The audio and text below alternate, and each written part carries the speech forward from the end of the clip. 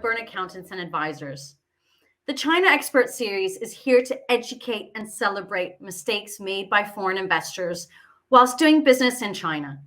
It includes personal stories from the China experts on the challenges they've experienced in the market, how they've overcome them, and what pieces of advice they can share with those of you who are just starting out. My name is Christina Kohler-Coluccia, and I'm a Hong Kong-born European with over 20 years experience in helping foreign investors enter the China and Hong Kong market. My mission is to help foreign investors, leaders, entrepreneurs avoid the most common obstacles that they encounter along their China business journey for them to accelerate their profitability. I hope you enjoyed the episode. Ladies and gentlemen, welcome back to another episode of Thrive in China. Today, I'm very happy to have Daniel Poppleton on. And as is my usual spiel, I always allow my guests to introduce themselves. I always feel like they're better advocates than I will ever be. So Daniel, welcome to the podcast. Maybe you can just introduce a little bit about yourself, how you ended up in Hong Kong, what you're doing today. I will do. Thank you. Nice to be here. So Daniel Poppleton, I'm currently the International Director for Whittard of Chelsea. We are a retailer of premium teas, coffees and hot chocolate. I've been in this role for the last 3 years, based out of Hong Kong. But I am in many respects, if not an old China hand, an old Asia hand. And first moved out to the region way back when in 2007, when I was working for Monsoon Accessorize. I came out with a very simple brief, which is to build the Asia region for predominantly Accessorize for that business. I think they had a couple of markets on the go at the time, but everybody recognised it was a big old place with a lot of opportunity. So I came out to Hong Kong in 2007, worked here for 3 years, then moved to Shanghai, and worked in Shanghai from 10 to 12, running the China business for Accessorize on an owned basis. With all the excitement that brings with it. And then from 12 to 19, I worked for Cath Kidston, another iconic UK retailer. But the Cath role brought me back to Hong Kong, again with actually with a global brief, but Asia was a big part of the business. And then from Cath moved to Whittard. Which again, the brief is global, but as with a number of the other brands, Whittard's strength is certainly in a number of the Asian markets. First and foremost, China. It is our biggest market outside of the UK, so it makes sense still for my role to be based out here. But there's a ton of support that sits in the UK where the head office is. So, just generally speaking, you've lived, obviously Hong Kong is your larger stint, but you've also lived in Shanghai, built up a brand in Shanghai as in China as well. What do you see as, first, I guess from a personal lifestyle perspective, the differences between Hong Kong and China, and then from a working style, do you feel Hong Kong is better placed for you to be based? I guess it really comes down to the brief that you're on, right? Whether you're international or global. But yeah, it does. I mean, it made sense. It made sense to be in Shanghai for the Accessorize role when I was there, because although I looked after everything else, the predominant focus was China. And I say I operated it on an own basis. It was even more complicated than that. We actually bought back a nascent franchise. So we sort of signed it and then U-turned and said, actually, do you know what? We want to do it ourselves. So the complexity of sort of completing that transaction and then absorbing that team into a local team to then build the business on from there, predominantly on a physical basis, in stores. But it was great, and I think at that point in time, 10 to 12, you look at the different cities, Hong Kong to Shanghai, partly through your own personal lens as well. So we had our eldest was born We always look back fondly on living in Shanghai, if for nothing else, that he learned to speak when he was living in Shanghai. So he has got a fantastic ear for Mandarin, and if nothing else, that's a heck of a gift to give to the kids. But to do a regional rollout of Shanghai, I felt was a little bit more challenging than doing a regional rollout out of Hong Kong. Certainly from a travel perspective, I think it's just so easy here, and it's so easy to get from A to B. That schlep to Pudong was a bit hard. Hongqiao made a difference. So on the face of it, I think Hong Kong has been better for me from a regional role, but certainly if the focus is China, then Shanghai is the place to be, and we loved it when we were there. We really loved being there. I often tell the story of the difference between the two cities is you almost don't have to ask anybody what they do when you talk to them in Hong Kong, because it's finance or legal.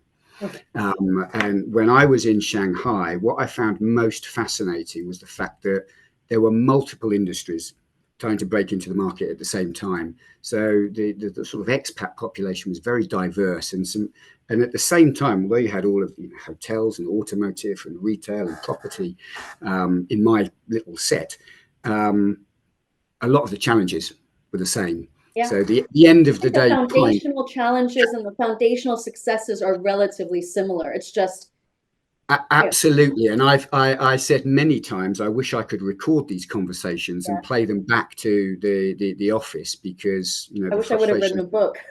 Yeah, yeah, exactly. As many people did, of course. So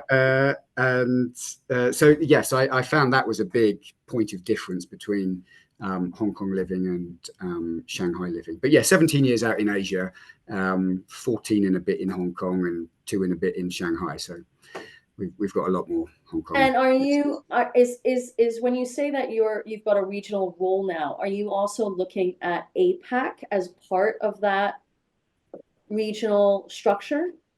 Oh, absolutely. And if so, which markets are you focusing on today? Yeah, I mean, it won't come as a great surprise that yes, Asia is a big part of Whittard's sort of global presence, and yeah, we follow the scale opportunities. We try to follow the scale opportunities. So Japan will be right up there in terms of opportunities. It's not a straightforward market at all, but one that if you can get into, that distribution of wealth, if nothing else, means it's a substantial opportunity. But it's not easy to break into the market. Korea as well. Although when you boil Korea down, Korea is effectively a soul story, and that drives the vast majority of the business. Our biggest market story is Japan a complete? Say that again, sorry. Well, you were saying that Korea is a Seoul story. Is Japan a Tokyo story, or is it all? No, it's yes, it is at the moment, but the bigger opportunity is much broader. Whereas again, and if I put some of my older hats on, my Cath hat and my accessorized hat on with Seoul, yes, we might have had a store down in Jeju or something like that, but 80% of the business came out of Seoul. Our biggest market in Asia outside of China at the moment is Taiwan. Yeah, no, exactly. And I then follow that fact up with it's our biggest partner market, and it shouldn't be. Our biggest partner market should be Japan, should be Korea. So if we can do X in Taiwan, I always say, then look at what we should be able to get out of a Japanese or a Korean market. And then we go down south. We're here. We're in Macau. We're in Singapore, Malaysia. Because of the industry that I'm now in, tea and coffee isn't always straightforward. There are compliance restrictions. There are quota restrictions. So we sort of stop at Singapore and Malaysia. Thailand's a bit too difficult. Indonesia is as well. Because of the licensing or because of the licensing, the ingredient component. It's not so much with that. I mean, from a compliance perspective, Korea and Japan are head and shoulders the most challenging markets. And when I say compliance, that's predominantly what is it made of? What are the ingredients? Korea has an overlay of packaging where any product, 80% of the product has to be, or 20% can only be packaging. So if you over package anything, any of your gifting, then that's difficult, and you have to find a way around that because it won't be allowed in. But Taiwan and Indonesia, it's more about duties and it's more about quotas because they've got their tea and coffee industries there anyway. So they don't want it to be bombarded by foreign. Yeah. So we sort of miss out that little bit, and then we're in Australia as you well. haven't mentioned Vietnam, which seems to be like the biggest up and coming Southeast Asian country. I mean, everybody is talking about Vietnam. I mean, you've said everything else. Malaysia, Thailand is too difficult. Indonesia, but you left out Vietnam. So I'm curious on why.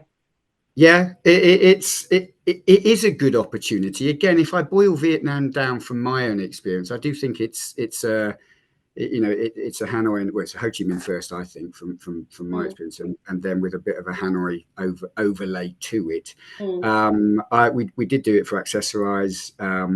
We did do it for Cath in small volume. We have looked at it for Whittard. It's harder to see a true scale opportunity in a market like that. I just think, and this becomes one of the sort of strategic challenges for any business looking to grow, whether regionally or globally. You can't do everything, and you have to have a focus. And I think, if I want to, or do our owners, with private equity owned, do our owners want to invest in China and Japan and get those working properly, or in Vietnam? That's an easy discussion to have at this point in time. So yeah, it's one that's coming back onto the agenda. Well, it's interesting that you say that, because we're thinking of expansion ourselves. And one of the debates we've been having internally is, do we expand into mature markets like Japan and Korea, which is what it sounds like you've done, or Taiwan, where it's already well developed? Or do you go into immature markets that are like China 20, 25 odd years ago, where there's this supposedly vast growth potential, right? And you start off slow, but then it will automatically scale as more companies come in, or as the consumers mature, or things like this. It's a debate we're having, right? There's no clear-cut answer, but it sounds like, as you're telling the story of Whittard, the mature markets seem to be yeah, no, they do. I mean, there's an element of that. I talked about earlier, following the scale, and in terms of where we are or why we are in some of the markets, we followed the sales, and we do a good chunk of business in the UK through our big London stores that are in turn driven by a sizable tourist. So do you measure the, I was about to say, based on credit, based the nationality of the tourists that are coming? Yeah, based on credit card sales. So we've alongside just anecdotal, right. And I think certainly in our our flagship stores in Covent Garden, we've got a great store on Oxford Street, Regent Street, Buckingham Palace Road, all the places where the tourists are, because we've got that data source, we, alongside just the commentary from the staff, we've got a lot of people coming in here, and over time being able to engage and say, yeah, Japanese, Korean, Chinese, and being able to make that distinction, having staff who could engage with them, you saw very quickly that it landed. The proposition and the product landed with those markets. So it wasn't a blind jump then to say, well, people like this. Notwithstanding, we are selling tea to China. Yeah. You know, and but we're selling more than that. I think we're selling a uniqueness in terms of breadth. We're selling a quality proposition. We're selling a little bit of heritage. You know, we're 1886, so coming up to 140 years old. And you know, various aspects of that resonate with the consumers. So nothing's guaranteed, but it gave you a certain amount of confidence, both from an offline perspective, so physical stores, as well as online sales. You know, where were we sending all this stuff to? Right. That they're good and pretty reliable. You know, early market research if you're looking to expand from a home base. Just see who's buying it at the moment, and often they're buying it without you as a business really having done too much to sort of chase those sales, and certainly sort of go down a sort of digital spend to drive awareness. So if you just got, you know, if you're a blank sheet of paper and you're getting a level of interest, then you start scenarioing, well, what if we do X, Y, and Z as part of the plan to grow? Yeah. So yeah, I think, sorry, the other point that you made on do you go early market, do you go mature market? You pick your poison. It's a little bit like, do you go in a brand new shopping mall or an established shopping mall? If you go in a brand new shopping mall, you've got a much better chance of getting the best spots, but it's new, and therefore it might take time to build that business up because and that's more of an adventure, right? Whereas in and it's a bit more of a the downside though in the mature market is that potentially all of your competitors are already there. I don't know in the F&B space or the foreign tea and coffee, you're competing against them, right? Absolutely, and I think again, it depends. It always depends on it's a trade-off. Which side of the argument you want to look at, because you could also say, if everybody's there, they're there for a reason. If nobody's there, you know, think carefully as well. Why is nobody there now? And we're not, you know, if I look back from my time, Benetton were a first mover, Mango were a first mover. They, you know, but they were of the size that they were able to do that and just sort of plant some seeds. That's not what we are. It's not part of our approach. So yes, to date, it's been a bit safer for us to go down the mature, proven markets. So obviously 17 years in Asia, you've seen a hell of a lot of change. Not just, I mean, COVID is COVID, right? But that obviously was an extreme challenge in China and Hong Kong with the quarantine regulations and all of this. But there's also the geopolitical tensions. And I think when everybody hears our podcast, what they're most interested in is what are the challenges or war stories that you've experienced, right? I mean, everybody wants to learn from other people's mistakes so that they don't have to do it themselves. So, I mean, we could write a book about all the mistakes we've done doing business in Asia and doing business in China, or even by just observing what our friends have done or what our network has done. But generally speaking, for you, what have you? And I would probably want to focus on the current challenges, right? We're now 2024. What are sort of the current challenges that you're experiencing, specifically with China, with expansion into APAC? What are you seeing now? Yeah, it's a massive question, and there's so many different ways to answer it, really. If I'm honest, I don't feel that all the stuff that's going on from a sort of broad geopolitical is having a direct and tangible impact on our business. Clearly, from an economic perspective, the market is taking its time to recover. There are the high-profile stories going on about certain businesses, etc., etc. So I'm sure that feeds into, you know, a general challenge. But for us, and always in my experience, it's what's going on next door, to your store, to your website, whatever, which is more important. So I think the challenge for us has been the competition.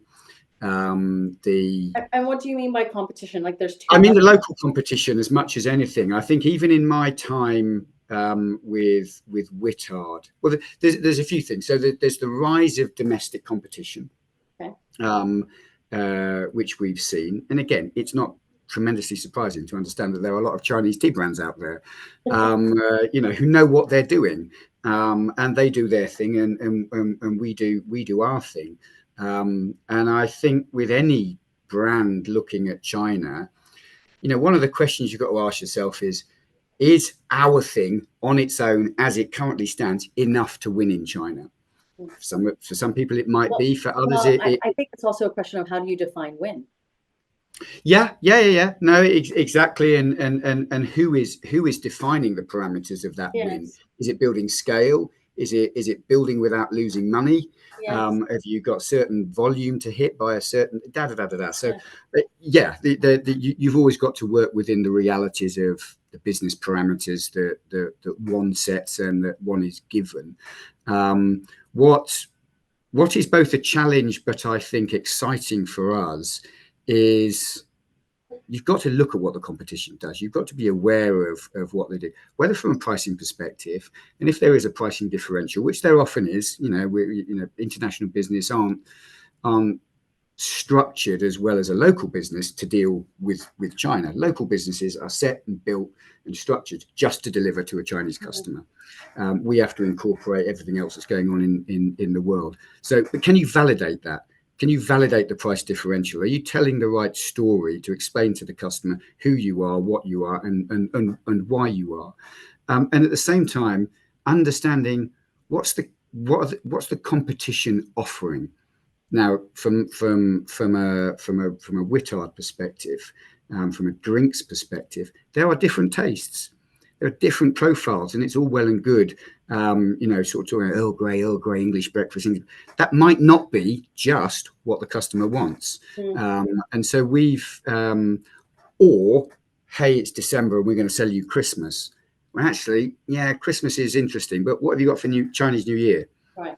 What have you got for mid-autumn, et cetera, et cetera. So I think, out of curiosity, how do you get that data?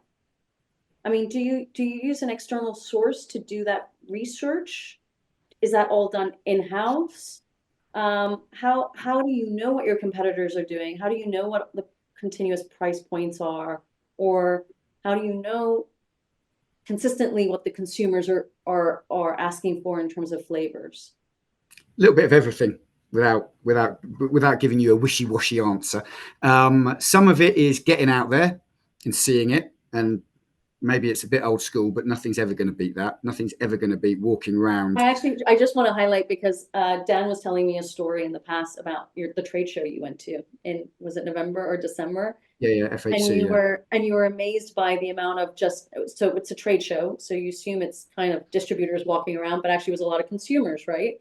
And it was like a number of 2,000 tastings you did over 2 days. Yeah, I'm very impressed. It shouldn't surprise me that you're good with numbers. Well done. No. I was really impressed by the story. Absolutely. So I mean, So in terms of Whittard's journey, historically, we've been in China coming for eight years, and that has been a purely digital play. Tmall Global, Tmall Local, JD.com, little bit of wholesale here and there, but generally it's been a pure e-com play, and that's fine, and that gives us some of the data, because with Tmall, you get visibility through the Tmall reporting suite of what other people are doing, so we can see our competitive set.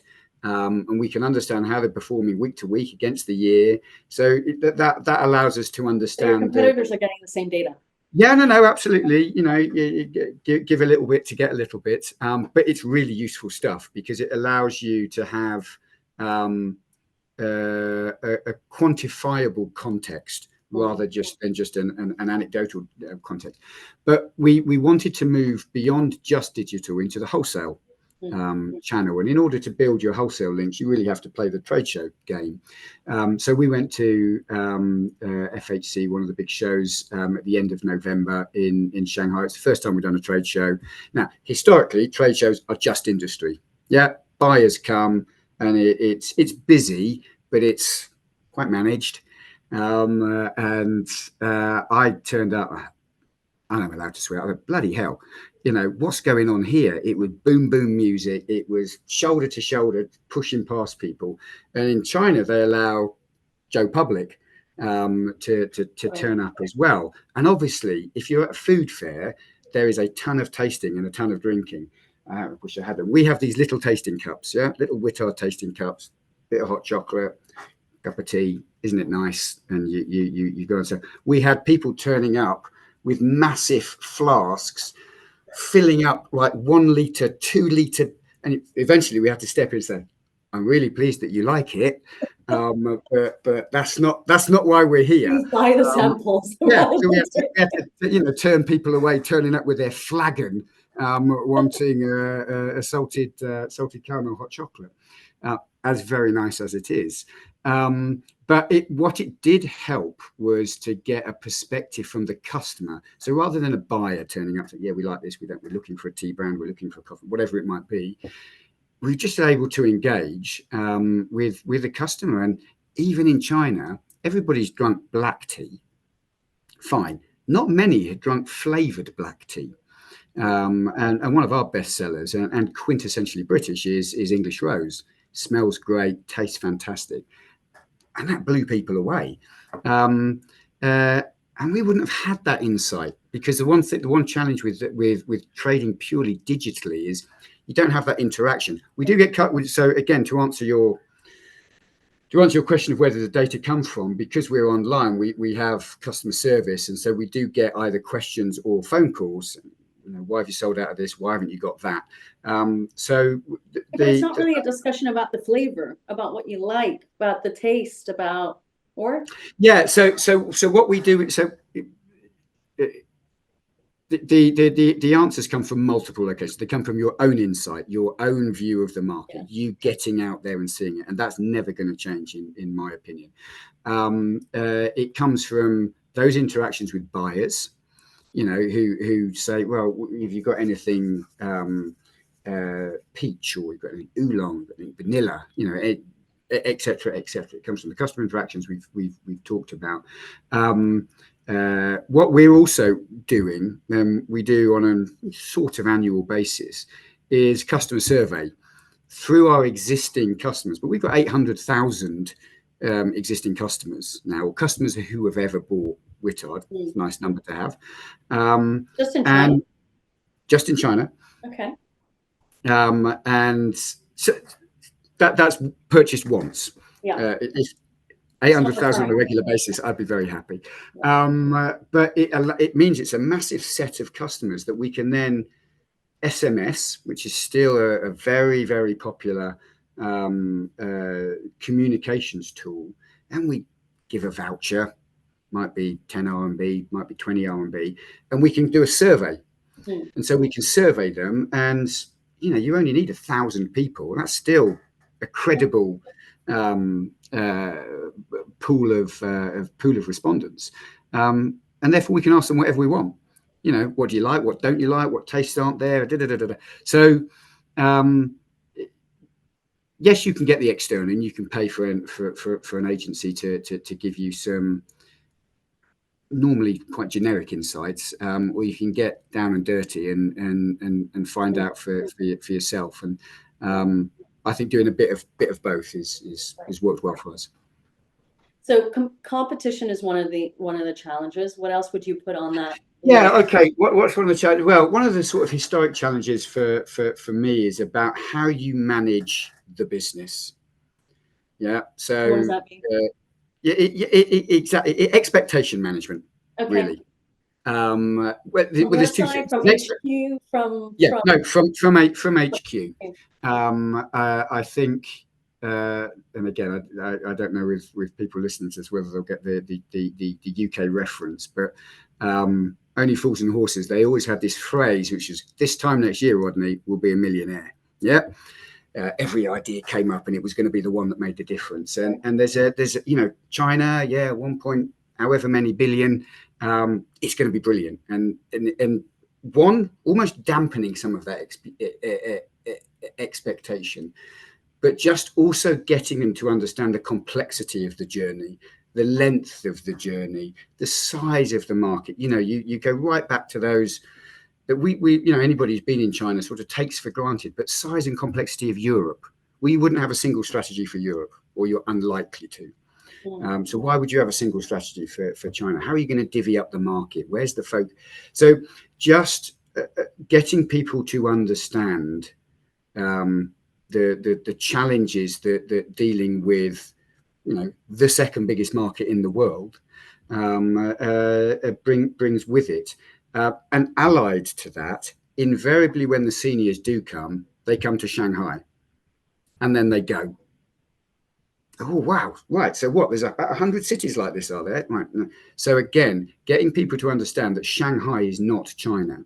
I'm speaking from my own retail perspective, so I can't talk for other industries and what they see, but getting the business to understand how varied the market is, even if it's from a fashion perspective. Sure. You're talking a sort of even from a food perspective, right? From a food, yeah, well, all of it.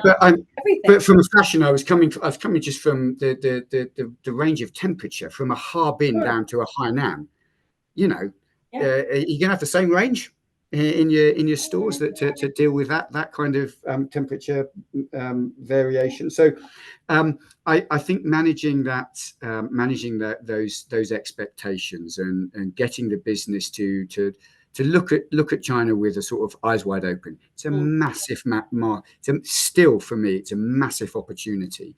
And I've a bit cheesy soundbite, but I always say it's a unique market and therefore needs a unique solution. So you can't go in with your cookie cutter approach that might work with some smaller markets. It needs to take time, and you need to be comfortable that business understands what that journey is going to be.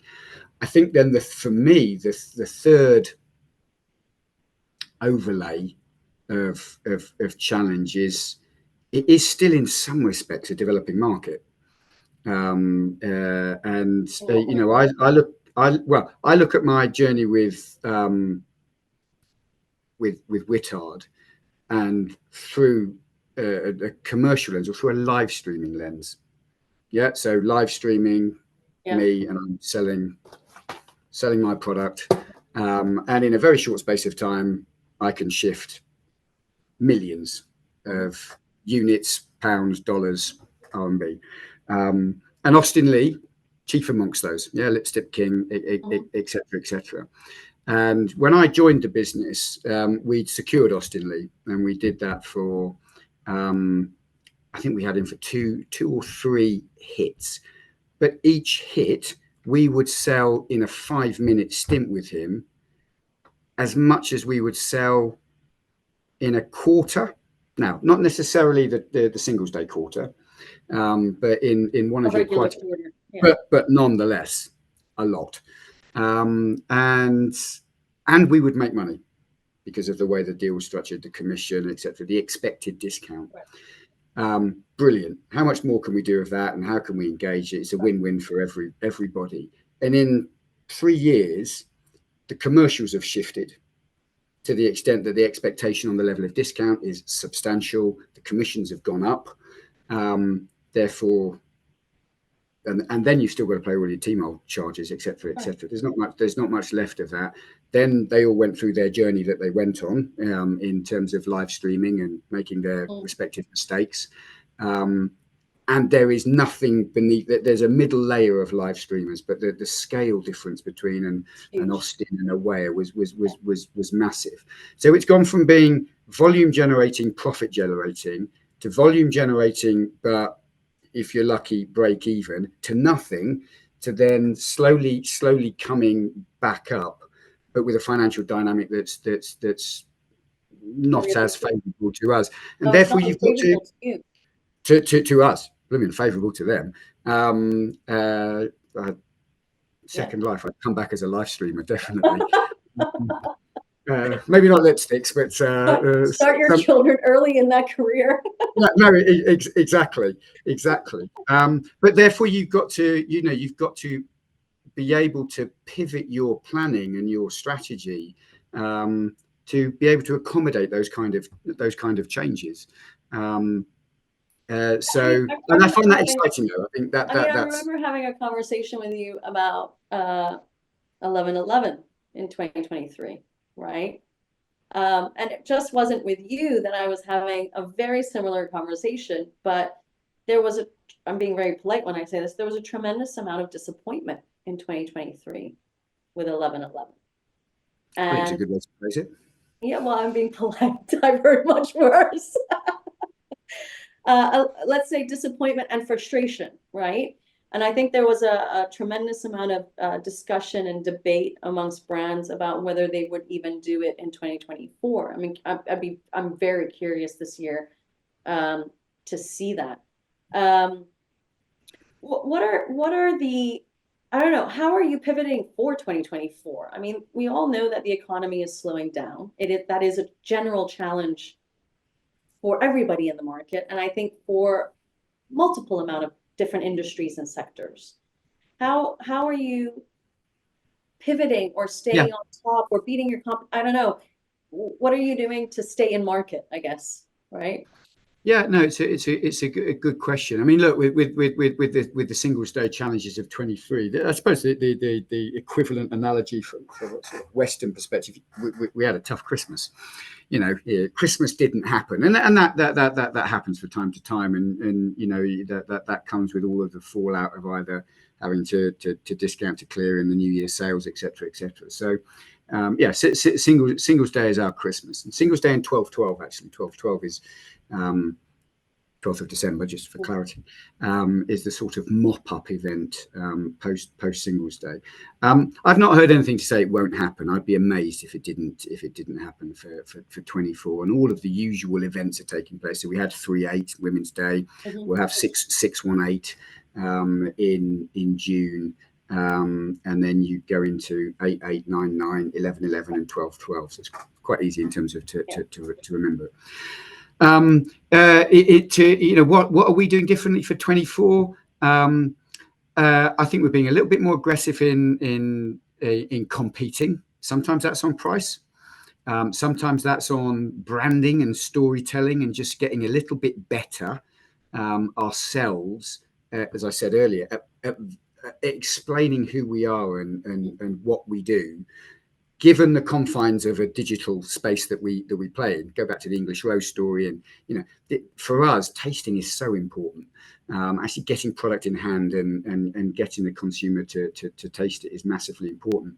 So I want to bring a physical aspect to Whittard to the market. So looking for a store opportunity. And or pop-up opportunity, so that the customer can not just see it but taste it and experience it. Exactly. And I think what was interesting for me is I joined the business, and then with all of the fun of COVID, I couldn't actually go and see the UK, so I didn't see a Whittard store for 2 years. Right. After starting the job. And so when I went back, whenever that was, August 22 or something like that, I think it was, I was blown away by the customer experience in Covent Garden. We've got 12 different tasting stations around. Go and help yourself. And again, not with the big picture of hot chocolate with the little tasting cups, but we police it a bit better in the UK maybe. But it was a very shared experience. Come over and taste this. Wow, have you had that? No, go over there. It's brilliant. And that for me is a missing part of the Whittard experience in China at this point. We've went down the digital route, and that's worked for us. Don't get me wrong, but I think there's a job to move into a sort of multi-channel operation. So we've got our digital, and that's going to still be the big chunk, and that's going to be the main play.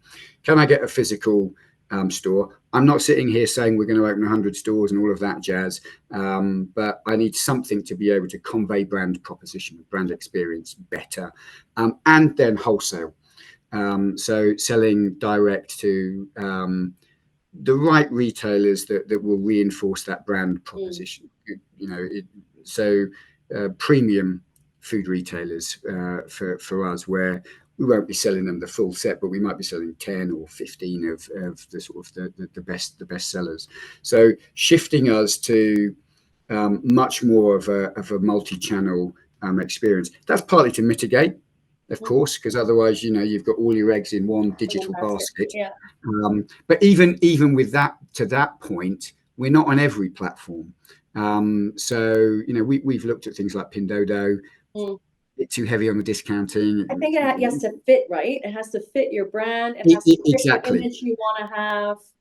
Exactly, but you need to have diversify it and made a decision. So that for us, no, but a sort of, can we get better at things like Douyin, where it drives it drives engagement and it drives influencer. I was at a conference in Edinburgh in February. It was a China consumer conference held by the CBBC, and there was a cosmetics brand speaking at the event. They have only one store in the entire world, which is in Edinburgh. And but they are on the social media channel. They're doing cross-border e-commerce with China. They did a live stream from their store in Edinburgh and did a 3D virtual tour. I don't know how they do this stuff. 3D virtual tour of the store and immersed, how do you say, the consumer into that world. And in that one day, they made 1 year's worth of sales. Yeah, wow. And they didn't have product available, right? Yeah, no, that's it was not. It didn't. I think there's also a lot of luck and everything, but they had so many Chinese students in Edinburgh going to the store already with a word of mouth promoting it, that they did this live stream from that store. I wonder if you did a live stream from Covent Garden, whether something like that. Yeah, we have done, and I think one of the things that we've learned with something like that is, okay, yeah, if we did a one-off and we did a year's worth of sales, I think we'd all walk away quite happy. But it's having that continuity of engagement and dialogue. Right? So we did it. It worked okay. You've got to be really clear on who you're going to get to do that live streaming, and be able to be authentic and conversational. There's that shift to, I don't know if the consumer really wants a polished studio live stream. They want something genuine of the environment, right? And exactly. So and then I was January. I was last in Shanghai, and just a lot of chat about micro bloggers, nano bloggers, and where you can get smaller than a nano, but whatever that might be, which is people that don't have a very big following but have a really loyal following, and therefore can you drive? So back to your Edinburgh example of, you don't necessarily need to go with the big guys and the big ladies who also cost the big bucks. You can also, you can tackle it from different levels, and I think so we'll be doing more of that as well, and those guys, they can be very flexible in how they work. It can be a fixed fee, it can just be product, it can be commission, but commission only, and more affordable. Yeah, absolutely. A commission only structure, great. If you generate a massive volume, well done to you, and you'll get a big fee, and I'll be happy because that means we've got a big sale. But I suppose the overall answer is we're going to be doing more in more spaces, online, physical, and wholesale. And in order to do that, then one has to sort of build up the capabilities in market. Growth happening this year in 2024. Yeah, overall, yes, for us, absolutely. I mean, again, back to the Singles Day discussion. Is that quarter four is still a golden quarter, as it is for UK retailers, but driven by Christmas. For anybody, so it is for Singles Day. So you're still dependent on that to a degree. but you know, we're good with that, and I think over the years, so we're done with singles day for 24 in terms of the stock planning.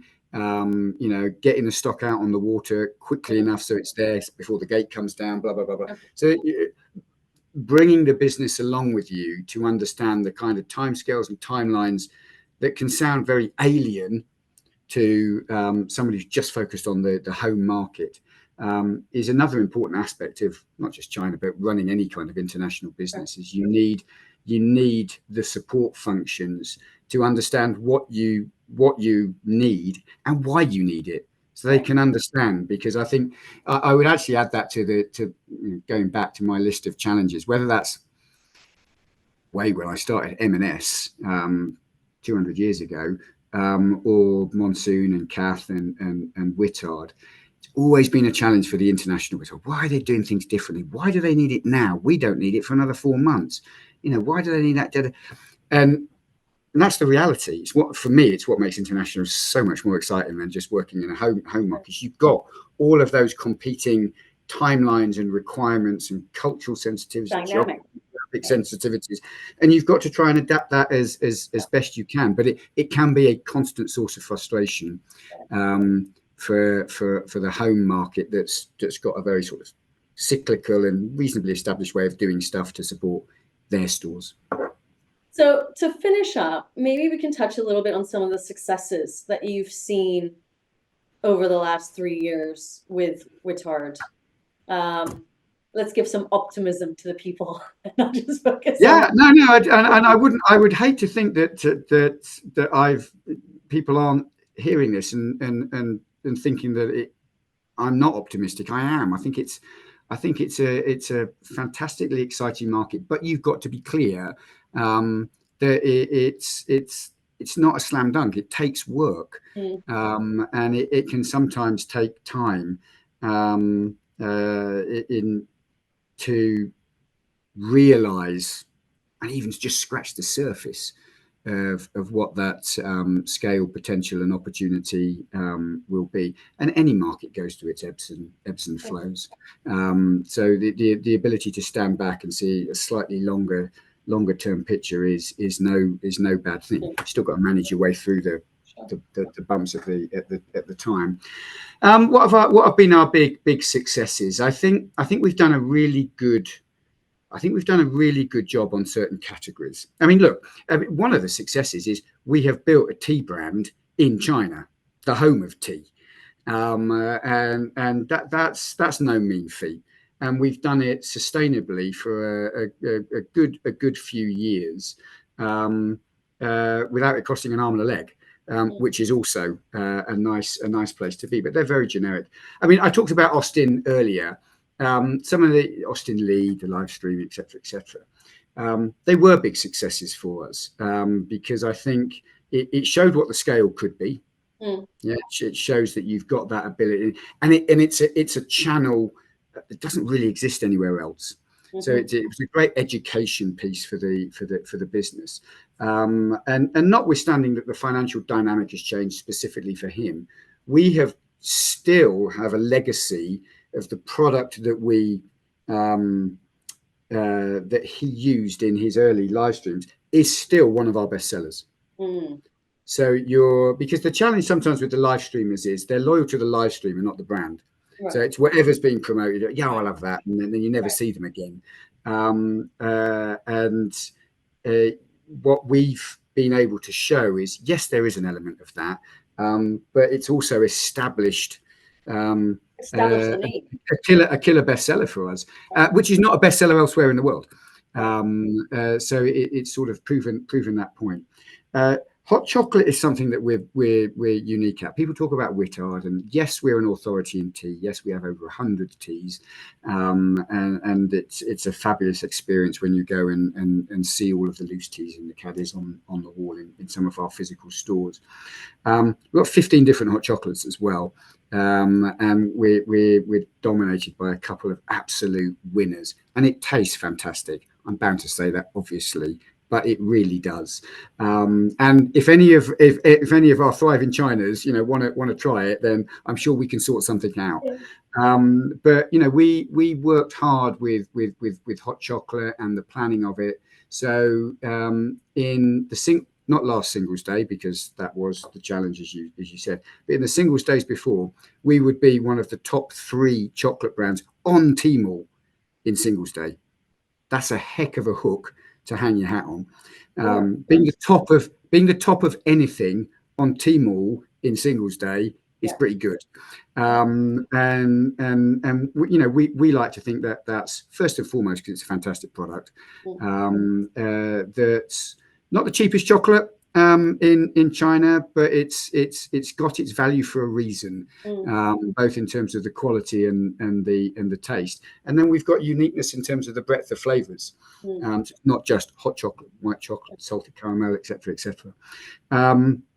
So I've been very proud of how we've been able to establish that. I think we're starting to scratch the surface on wholesale. And I think if we can show that we can then take the brand from a digital presence into a multi-channel presence, then that puts us in a very different space. And as I said, the physical store will be, in some respects, commercially a cherry on top, because the volume is still going to come for us from digital for a fair few years. But it brings the whole story together. Well, the trend that I'm hearing about in China at the moment is giving the consumers an experience, right? So it's very hard through e-commerce platforms to have an experience. You go on a platform, whether it's Amazon or Tmall or whatever, and you're not touching the product, you're not smelling the product, you're not trying on the product. A store, although everybody says, oh, that's not modern anymore to have retail outlets, I still think it's a showroom. It's a showroom for people to experience your brand, experience your philosophy, your ethos. Absolutely. And like I said, our learning, you go back to the trade show story, that was a physical presence. It was like a pop-up. Look at how people engage with what we had on display there. So I'm very excited. Yes, there are some short-term challenges in terms of the market and the economy, et cetera, et cetera. But we're talking about China. We're talking about the second biggest market in the world. Even if you're not here, you have to have a position on the market. You have to have a plan for the market, even if that's to say, not now. We might do it a little bit later. Focusing elsewhere, et cetera, et cetera. But I think you don't have to rush the market. I think people always feel like they have to rush, like they should have been there yesterday, right? I think it's taken 8 years for you guys to get where you are today, and 8 years means you haven't even done wholesale yet. It's wholesale, right? Exactly. It's like you fine-tuned the process for digital, and now you're moving to the next stage, right? Exactly. And as I was going to say, predominantly tier 1. So there's a whole chunk of a massive chunk of business, and I think whenever I've done, you're sort of doing 5-year plans for the business, and you come to China. It's exciting to the point of scary, because if you project where you could be, changes everything. And that is something to be mindful of, that if the scale goes in a certain direction, have you got the ability as a business to meet that? Right, you have the foundation in that region. Do you have infrastructure? Do you have the supply base in terms of our example, et cetera, et cetera. So, but it's what makes it, without doubt, one of the most exciting markets I've worked in, if not the, and continues to be so every day. So the last question I always ask people is, Dan, what is the one piece of advice you would give yourself on the first day that you arrived in Hong Kong in 2007? As a complete newbie to Asia. Blimey, O'Reilly, the first piece of advice. Okay. It would probably be a little bit what you've just said, is you can't do everything. So if this is me in 2007 with an Asia-wide brief, you can't do everything.